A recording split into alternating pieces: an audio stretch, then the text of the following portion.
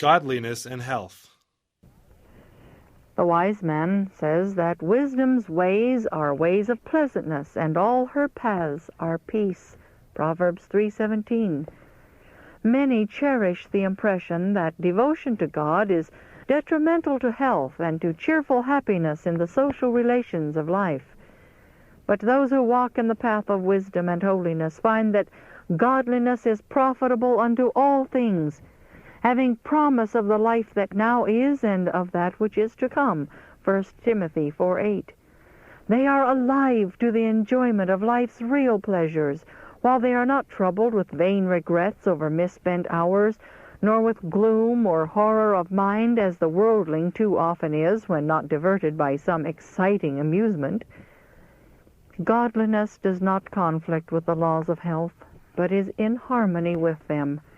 Had men ever been obedient to the law of 10 commandments, had they carried out in their lives the principles of these 10 precepts, the curse of disease that now floods the world would not be. Men may teach that trifling amusements are necessary to keep the mind above despondency. The mind may indeed be thus diverted for the time being, but after the excitement is over, calm reflection comes. Conscience arouses and makes her voice heard, saying, "This is not the way to obtain health or true happiness." There are many amusements that excite the mind, but depression is sure to follow. Other modes of recreation are innocent and healthful, but useful labor that affords physical exercise will often have a more beneficial influence upon the mind, while at the same time it will strengthen the muscles, improve the circulation, and prove a powerful agent in the recovery of health. What man is he that desireth life, and loveth many days that he may see good? Keep thy tongue from evil, and thy lips from speaking guile. Depart from evil, and do good. Seek peace, and pursue it. The eyes of the Lord are upon the righteous, and his ears are open unto their cry. The face of the Lord is against them that do evil, to cut off the remembrance of them from the earth. The righteous cry, and the Lord heareth, and delivereth them out of all their troubles.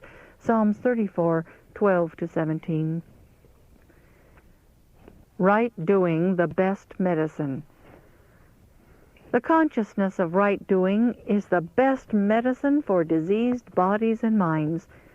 The special blessing of God resting upon the receiver is health and strength. One whose mind is quiet and satisfied in God is on the highway to health.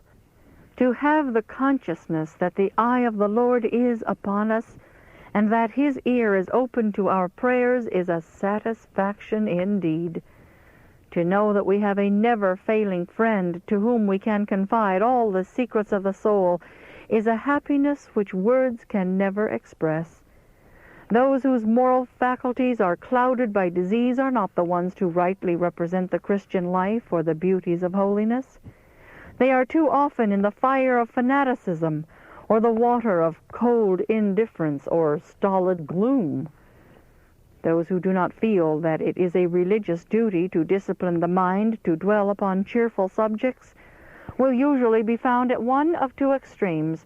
They will be elated by a continual round of exciting amusements, indulging in frivolous conversation, laughing and joking, or they will be depressed, having great trials and mental conflicts, which they think but few have ever experienced or can understand. These persons may profess Christianity, but they deceive their own souls. Idleness and despondency. Despondent feelings are frequently the result of too much leisure. The hands and mind should be occupied in useful labor, lightening the burdens of others, and those who are thus employed will benefit themselves also. Idleness gives time to brood over imaginary sorrows, and frequently those who do not have real hardships and trials will borrow them from the future. There is much deception carried on under the cover of religion. Passion controls the minds of many who have become depraved in thought and feeling in consequence of pride, fullness of bread, and abundance of idleness. Ezekiel 16:49. These deceived souls flatter themselves that they are spiritually minded and especially consecrated, when their religious experience consists in a sickly sentimentalism rather than in purity, true godliness and goodness, and humiliation of self. The mind should be drawn away from self. Its powers should be exercised in devising means to make others happier and better. Pure religion and undefiled before God and the Father is this: to visit the fatherless and widows in their affliction, and to keep himself unspotted from the world. James 1:27. True religion ennobles the mind. True religion ennobles the mind, refines the taste, sanctifies the judgment, and makes its possessor a partaker of the purity and the holiness of heaven. It brings angels near and separates us more and more from the spirit and influence of the world. It enters into all the acts and relations of life and gives us the spirit of a sound mind, and the result is happiness and peace. Said the Apostle Paul to his Philippian brethren, "Finally, brethren, whatsoever things are true, whatsoever things are honest, whatsoever things are just, whatsoever things are pure, whatsoever things are lovely, whatsoever things are of good report, if there be any virtue, and if there be any praise, think on these things." Adopt this as the rule of life. Be careful for nothing, but in everything, by prayer and supplication with thanksgiving, let your request be made known unto God, and the peace of God, which passeth all understanding, shall keep your hearts and minds through Christ Jesus. Philippians 4:8, 6, and 7.